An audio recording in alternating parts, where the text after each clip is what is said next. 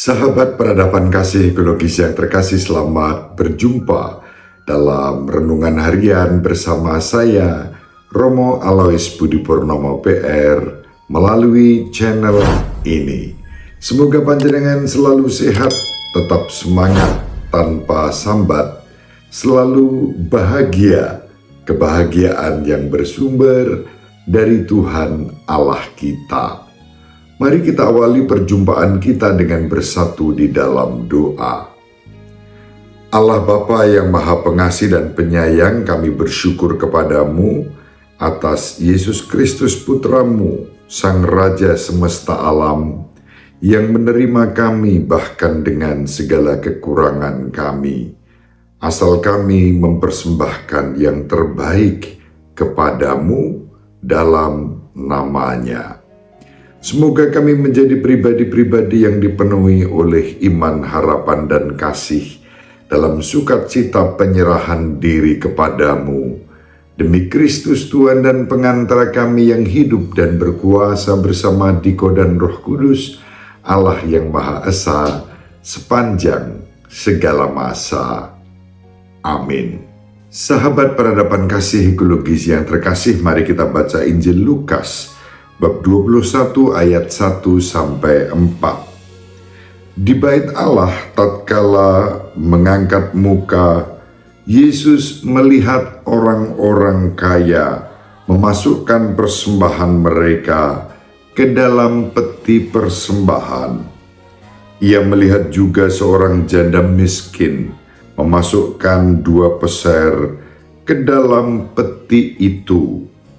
Maka Yesus berkata, "Aku berkata kepadamu, sesungguhnya janda miskin ini memberi lebih banyak daripada semua orang itu, sebab mereka semua memberi persembahannya dari kelimpahannya, tetapi janda ini memberi dari kekurangannya, bahkan ia memberikan seluruh nafkahnya."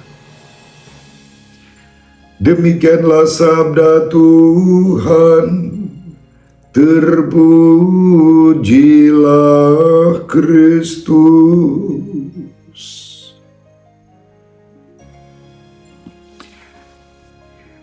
Sahabat peradaban kasih ekologis yang terkasih, Injil pada hari ini mengingatkan kita pentingnya penyerahan diri seutuhnya kepada Allah dengan segenap jiwa dan raga kita.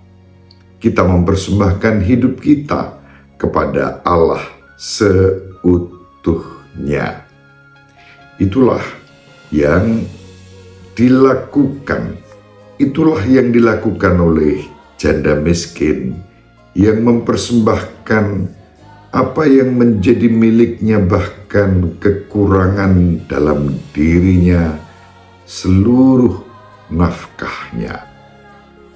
Sahabat peradaban kasih ekologis yang terkasih, tentu dalam konteks ini Tuhan kita Yesus Kristus tidak sedang mencela orang-orang kaya yang mempersembahkan dari kelimpahan mereka. Apa yang mereka lakukan itu sudah sesuatu yang seharusnya dilakukan. Sementara janda miskin yang memberikan dari kekurangannya, bahkan seluruh nafkahnya, menjadi bentuk pembelajaran bagi kita. Kita dipanggil untuk selalu mempersembahkan hidup kita kepada Allah, mempersembahkan seluruh isi hati kita, jiwa raga kita, pergumulan dan perjuangan kita kepada Allah. Itu yang pertama yang spontan dapat kita renungkan setiap kali membaca perikop ini. Lebih mendalam lagi, di balik kisah ini ada pesan bahwa kita dipanggil untuk turut bertanggung jawab menjaga kehidupan mereka yang masuk dalam kategori KLMTD, kaum kecil, lemah, miskin, tersingkir, dan difabel. Dari mana pesan ini dapat kita temukan? Dalam konteks kehidupan orang-orang Yahudi, janda dan anak yatim piatu menjadi tanggung jawab para pemimpin sosial, para pemimpin agama. Maka ketika janda ini sudah tidak punya apa-apa lagi karena segalanya telah dipersembahkan kepada Tuhan, selebihnya adalah tanggung jawab para pemimpin untuk menyejahterakan janda ini. Maka di balik kisah ini, di samping pesan spontan pertama yang biasanya kita renungkan, yaitu agar kita memberikan yang terbaik kepada Tuhan, menyerahkan hidup kita seutuhnya, mempersembahkan diri kita dengan segenap jiwa raga kita kepada Tuhan, ada pesan yang lebih mendalam, yaitu ajakan bahkan tantangan agar kita mengembangkan sikap peduli dan murah hati kepada janda tersebut. Itu berarti kita juga dipanggil untuk ambil bagian di dalam karya kesejahteraan, karya keselamatan bagi janda itu.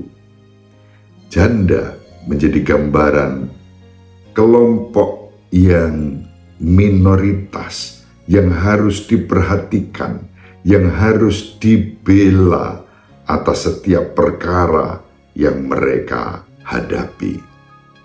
Sahabat peradaban kasih ekologis yang terkasih, mari kita saling mendoakan agar kita diberi rahmat. Pertama, mampu dengan rendah hati mempersembahkan hidup kita kepada Allah dengan segenap jiwa, raga, dan seluruh hidup kita.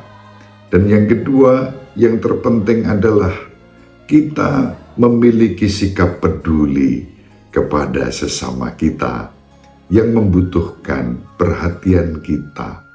Perhatian bukan hanya dalam konteks material, tetapi juga dukungan secara moral, secara psikologis, secara spiritual, doa-doa yang kita persembahkan kepada Allah juga untuk kepentingan kaum duafa, kaum kecil, lemah, miskin, dan tersingkir, juga difabel.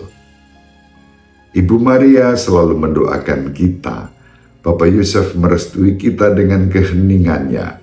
Semoga panjenengan semua sahabat peradaban kasih ekologis yang terkasih, bersama seluruh anggota keluarga dimanapun berada, dibimbing, dilindungi, dan diberkati oleh Allah yang Maha Kuasa, Bapa dan Putra dan Roh Kudus. Amin. Terima kasih, salam sehat, tetap semangat, tanpa sambat, selalu bahagia, kebahagiaan yang bersumber dari Tuhan Allah kita. Salve, shalom, salam sejahtera, berkah dalam. Sahabat peradaban kasih yang terkasih, sampai jumpa pada episode berikutnya. Terima kasih atas kebersamaan kita. Salam peradaban kasih ekologis, berkah dalam.